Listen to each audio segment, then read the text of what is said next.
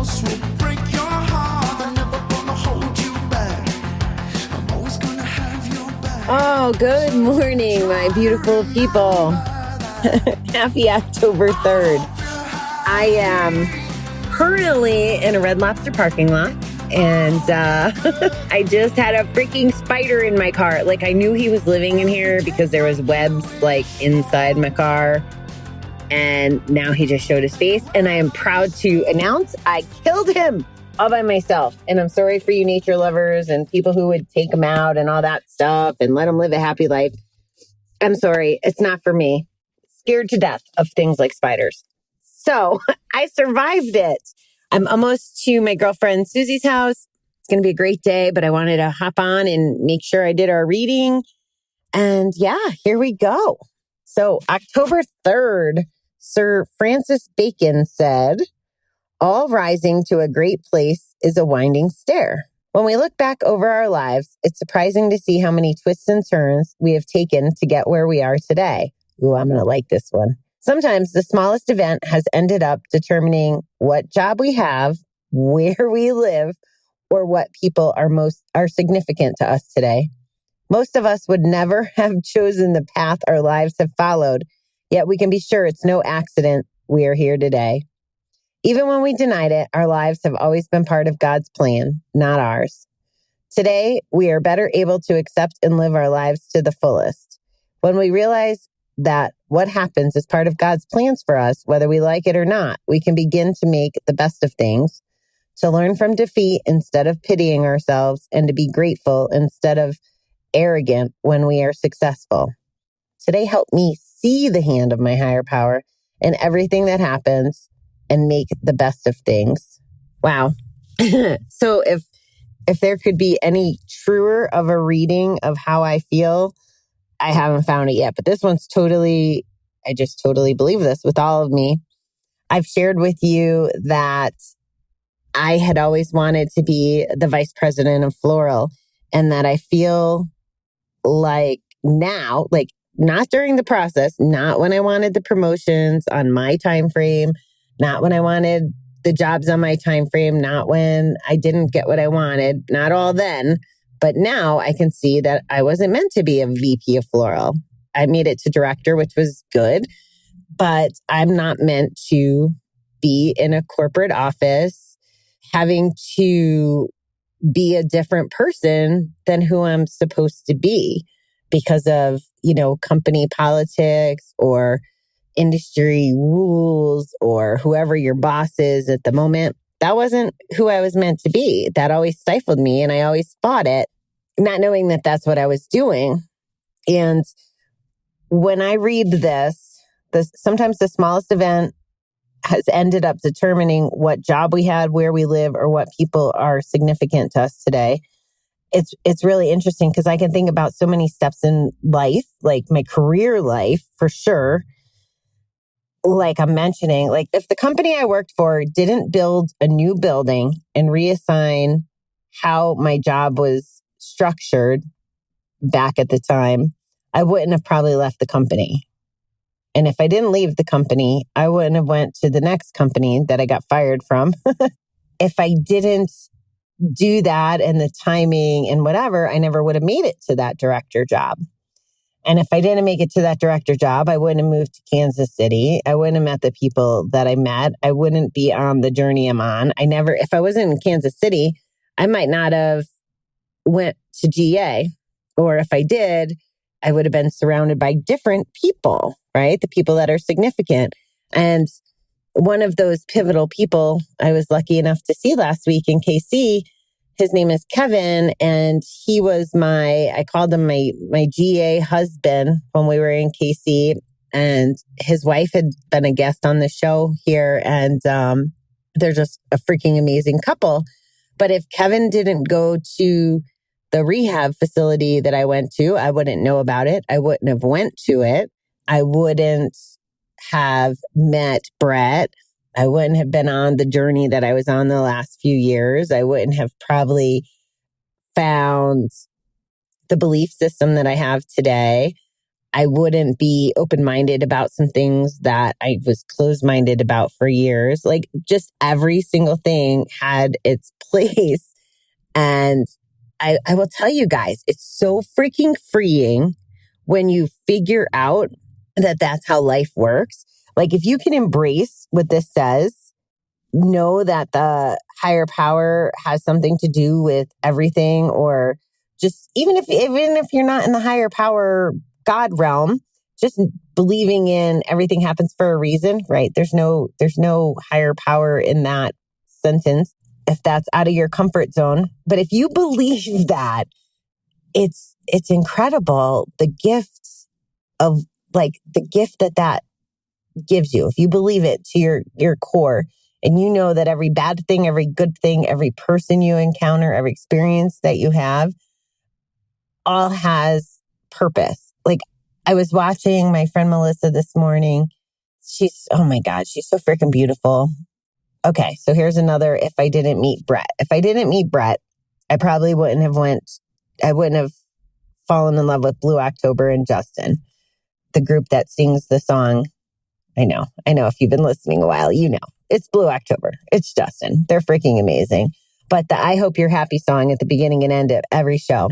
If I didn't meet Brett, I wouldn't have been introduced to Blue October. If I didn't get introduced to Blue October, Kylie and I wouldn't have went to the concert. If we didn't go to the concert, and if I wasn't starting a podcast because of all the stars that aligned for that, I wouldn't have went there to ask them for permission to use their music for my show. And I wouldn't have bought meet and greet tickets where I met Melissa. Now, Melissa is just freaking, I don't know, a force to be reckoned with. This lady, we connected and it was instant. You know, her and her significant other, another Melissa, so they're M&M, they're really freaking cute. We met them. They had hearts so freaking big. They gave us, Kylie and I, both this picture and they were just amazing. But Melissa's struggling right now. She has breast cancer and it feels like it's been overnight. She went from healthy, vibrant Melissa to showing us the juices and the good foods and all the things she's doing to handle the stage 3, stage 4 breast cancer. That feels like it just showed up overnight. And she's being so freaking brave.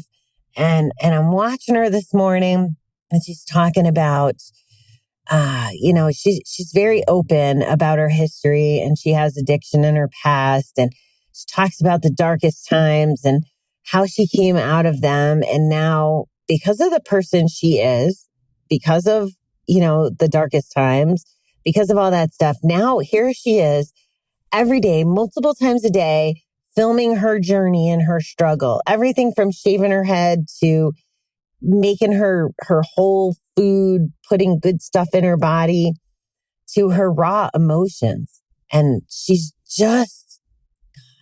amazing, but she's helping people. I know there's people out there watching her that are thinking, my life ain't so freaking bad. I don't have stage 3 cancer. I'm not fighting this fight. And she's helping them and she's being an example of being positive and amazing and strong and she's the ultimate description of taking a mess and turning it into a message. And I'm honored to call her a friend. And, if you're listening, please send her some prayers and some healing mojo. She is one of the greats. Like she's leaving her mark on the world and she's making a difference. Like I know she's impacted my life and she's freaking awesome. So I'm sure it wasn't her ideal path to end up here, but she's embracing it and she's turning it into something good. So we have that concept too.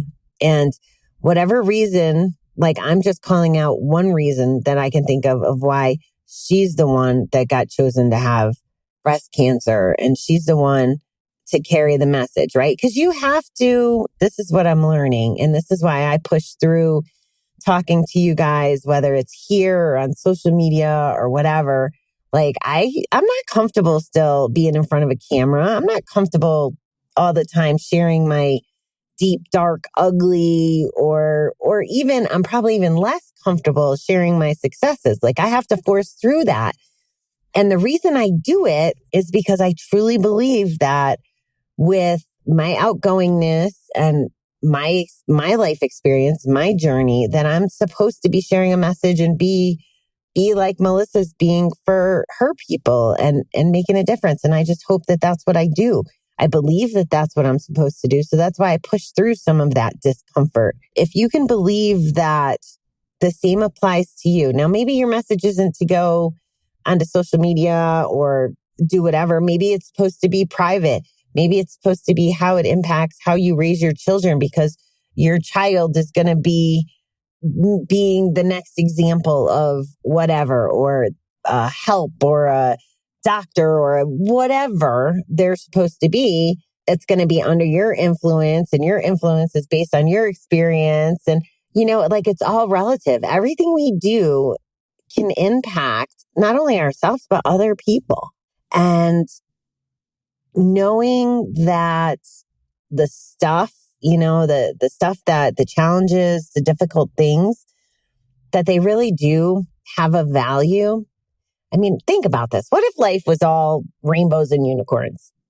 Or in my case, all ice cream and volleyball, or ice cream and Zumba, just ice cream and anything, I guess. But let's say it was all perfect. We would never know what the other side of it is. I think we've learned about the Buddha together, right? Like he had this, it's my understanding as the story goes, he had this amazing life, all the money, the great parents, the royalty, blah, blah, blah, but it wasn't fulfilling enough for him. And he had to go out and live in destitute and go hungry and be out in the weather and go through those struggles. And then look what came out of that story, right? A whole lot of freaking amazing quotes. But this foundation for people to believe in and to live fulfilling, amazing, beautiful lives. But if it was all good, Buddha might not have existed, right? If he stayed in his castle, or however I imagine it. It's just another example of we need the bad, or the challenging, or the difficult. I don't want to say bad, because it's not really bad if we figure out that it has value. Then it actually becomes good. We have options, guys. We have so many options, and it's wonderful to get to. This is part of that other side that I'm talking about. This is one of those beliefs that I believe makes it so that I'm on the other side of my addiction, that I don't need to gamble as long as I remember this kind of stuff every day and I practice this kind of stuff every day. And I appreciate that every day's challenges and journey and obstacles all will serve me, or hopefully serve you if I'm sharing it with you. So that's what I believe. I love, love, love this reading. And I hope that you will take the time to reflect back on yourself. And maybe it's not the straight lines. Like to me, it's so clear, the lines and the people and the incidents, whether it's, I just gave you some examples of a job, a relationship, a friend. Like there's so many, I can see it clearly. And there's still things that I can't see. I don't know. Like before I went to Asia, I remember saying, I know I need to go on this trip. I didn't know why, but I knew I needed to go. And I kind of feel the same way about this adventure that I'm on right now. Not 100% sure of why I felt so compelled to do this. I have some ideas. I already know some of the results of the trip, but I feel like there's definitely a bigger purpose or value that I still don't even know yet. But I'm going to be on the lookout, and maybe it'll show up for me clear as day. Maybe it won't. Maybe it'll take a week. Maybe it'll take a year. Who knows? I just know it's part of my journey. And oh, by the way, I really appreciate you being here for it. It's very comforting to know that I have so many of you that are willing to listen and learn, right? Just showing up to listen to the show, guys. You deserve some credit for that, right? You don't have to listen to me. You don't have to give any thought to what I try to get you to think about. But by doing so, you're taking care of yourself and you're taking steps towards your best life, even if we don't agree. right? We don't have to agree on everything, but you're thinking about you and how to be your best you in any case. Otherwise, you wouldn't be here. So thank you for that, and give yourself some credit for that today. All right. I hope you have a sunshiny Saturday. I love you guys. I'll talk to you soon.